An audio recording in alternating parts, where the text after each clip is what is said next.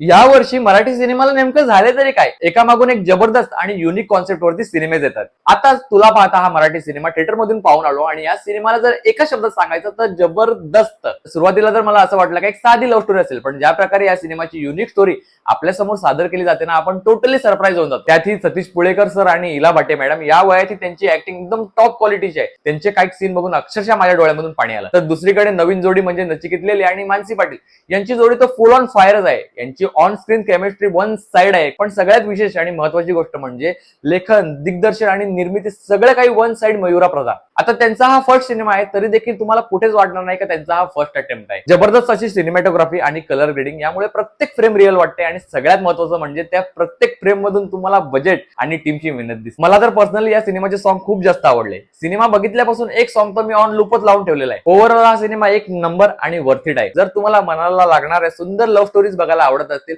तर तुला पाहता हा सिनेमा एकदा थिएटरमध्ये नक्की बघा.